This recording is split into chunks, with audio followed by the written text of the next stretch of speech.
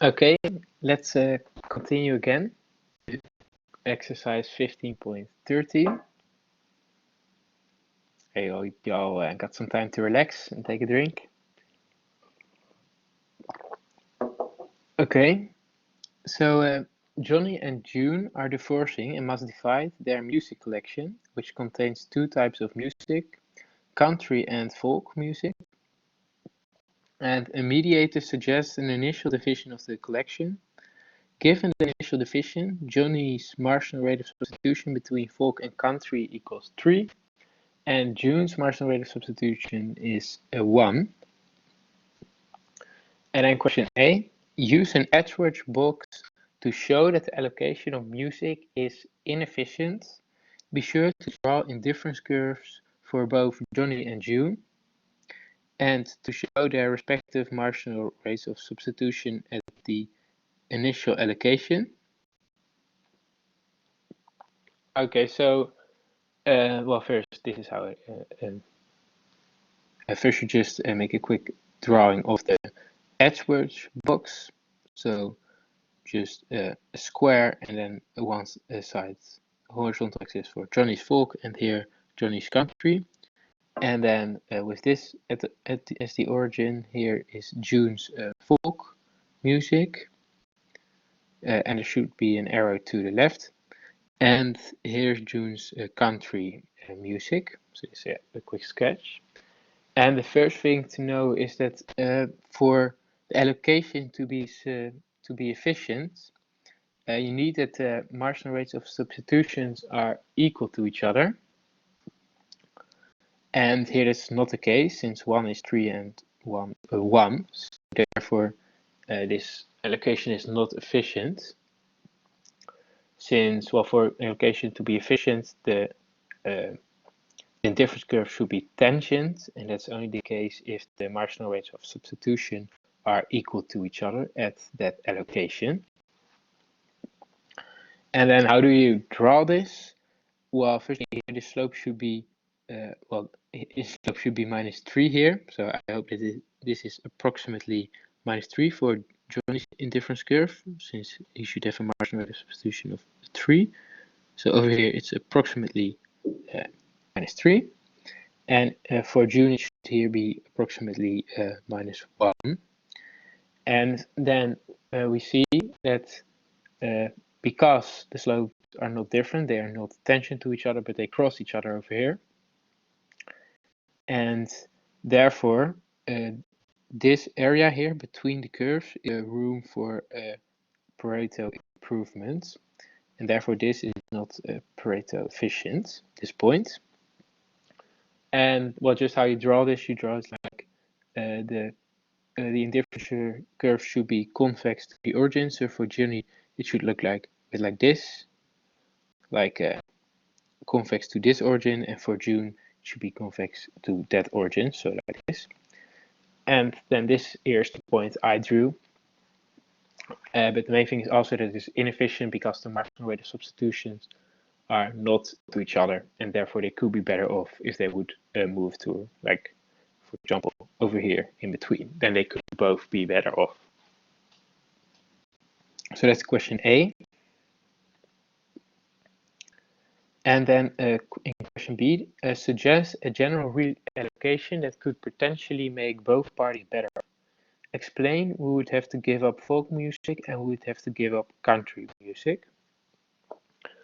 Okay, so the reallocation should be made such that Johnny's marginal rate of substitution equals June's marginal rate of substitution, since that way the indifference curve are tangent to each other. So we need that the marginal rate of substitution are equal to each other. And then you also have to explain we would have to give up folk music and we'd have to give up country music. Well, simple way to do that is you look over here and then you see that you should move like a bit over here. So then Johnny should get folk music and give up country music, because here, since you move to the right, he obtains more folk music, and since you move downwards, he obtains less country music. And another thing to know is that since the marginal rate of substitution between folk and country, and since it's folk country, you put folk on the horizontal axis and country on the vertical axis. And therefore it means it looked like I showed here before. And therefore he is willing to give more country music for folk music than June. And therefore Johnny should give country music to June and in exchange for folk music from June. And I hope this was clear. And also I wrote here an interpretation. The marginal rate of substitution, this is a small typo, equals 3, and that means that Johnny is willing to forego up 3 country music collections to obtain 1 additional folk music collection. So that's the interpretation of the marginal rate of substitution. And June would exchange folk and country music on a 1-to-1 basis at that initial endowment point. So 1 country music for 1 folk music.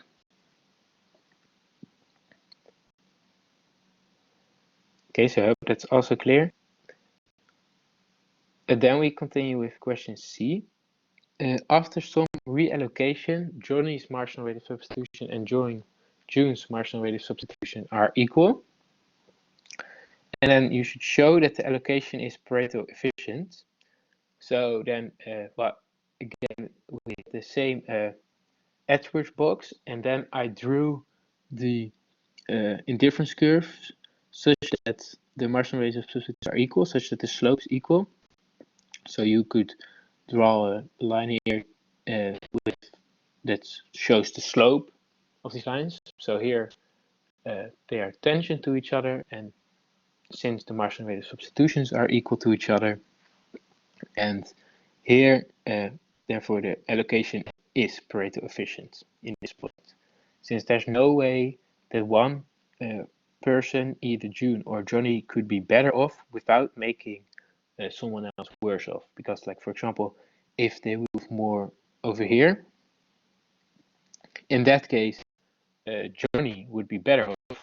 However, June would be worse off since her indifference curve would show closer to her origin.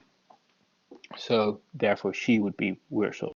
And here it's the other way around. So therefore over here, where the marginal rate of substitution are equal to each other and thus the indifference curve are tangent to each other, the allocation is Pareto efficient.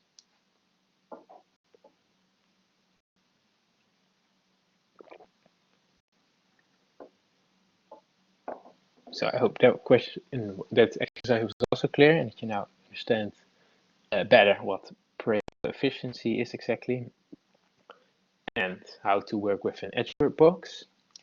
And then we continue with the next exercise, exercise 3.17. And here's also about an Edgeworth box and working with the Edgeworth box. So Edgeworth box over here shows how castaways Tom and Hank are allocating labor and capital to the production of 2 goods, food and clothing. And currently the economy is at point A, and it's over here. And well, then the first question is how many units of labor and capital are being used in production of each good?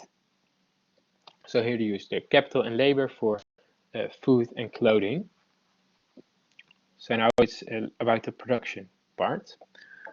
And over here is like the origin of food, and then the capital on the y-axis and the labor on the x-axis, the horizontal axis. And this is the origin of clothing, and then here the labor, and over here the capital. Here it becomes higher. And then question A is how many units of labor and capital are being used in the production of each good? So food and clothing. So for food, we see that there are 6 units of labor, which you see over here, and 2 units of capital. So that's for food, 6 units of labor and 2 units of capital. And then for clothing, we look at it from this point of view. So then we see that there are 2 labor inputs for clothing, so 2 units of labor. And then we look over here for the capital, and that is 3 units of capital are used for the production of clothing. So that's how you look at that. And then we continue with question B. And then how many units of food are being produced and how many of clothing? Well, that's just, you can see that just over here, where you see that the quantity of food represented by this isoquant, by this line, and that is just 100. So for this, well, for everything actually on this curve, the quantity of food equals 100. So every allocation of inputs for clothing and capital. And so, for example, here will be for labor and for capital. That would also give 100 units of food. But since we're here, that's also the same, again, on this line. So therefore, with this allocation of resources of labor and capital, they produce 100 units of food, and which you can see over here, 40 units of clothing. So that's this line, every point on that line. So I'll including point A. So 100 units of food and 40 units of clothing are being produced.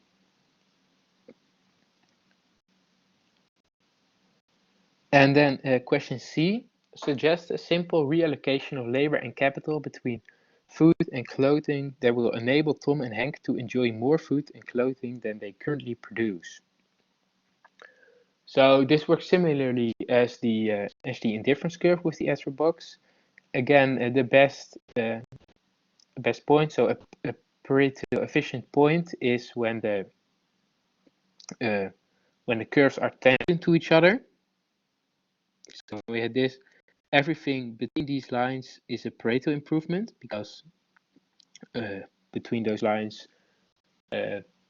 both curve shifts away from their origin, so are on a higher, like what in the previous curve was an indifference curve.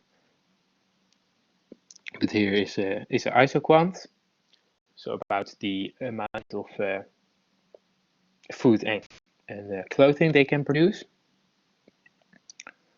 So there we want to get over there where the two lines are tangent, and it's exactly at this point. And there you see that for labor they use 1 unit of labor less and give that to the clothing industry. So 1 unit of labor less in the food industry and 1 unit of labor more additionally in the clothing industry. And for capital in the food industry, they should have 1 unit more of capital, 1 additional unit of capital in the food industry, and thus 1 unit of capital less in the clothing industry, such that they end up at this point where the two isoquants are tangent to each other, and thus this is the best point and a simple recreation, and it is a Pareto improvement since they move from here to over here. So both isoquants shift away from the origin and just represent well, a higher quantity produced. So this way they will be able to produce more food and clothing.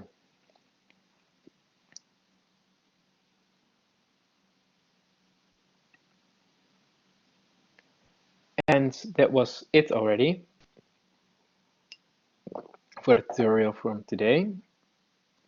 So I hope it's all clear. And if you have any questions about this material or about something else, then you can ask them now. And otherwise, I will see you next week, and thank you for your attention.